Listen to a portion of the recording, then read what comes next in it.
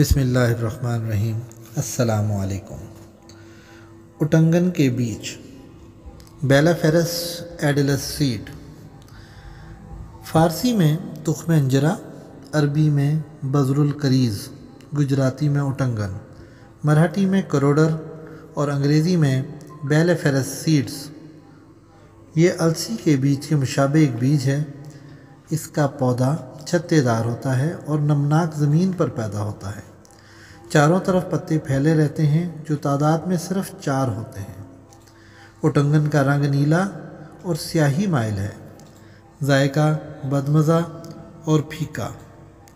اس کا مزاج گرم و خشک درجہ دوم اور بعض کی جگہ گرم و خشک درجہ سوم ہے۔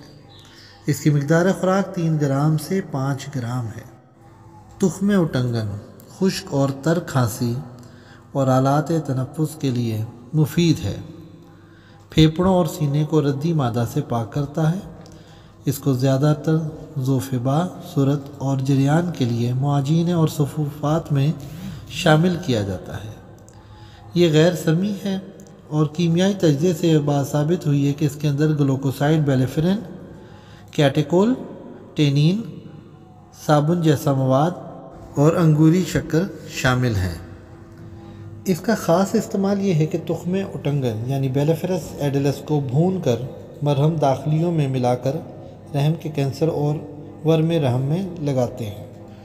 چونکہ یہ مقوی باہ ممسک و مغلظ منی ہے، اس لیے اس کو حابس دستوں کو روکتا اور نفق پیدا کرتا ہے۔ مغلظ منی ہونے کی وجہ سے جریان و امسک کے لیے مفید ہے۔ اعصاب کو طاقت دیتا ہے۔ ذوفبا اور کمر درد میں مفید ہے۔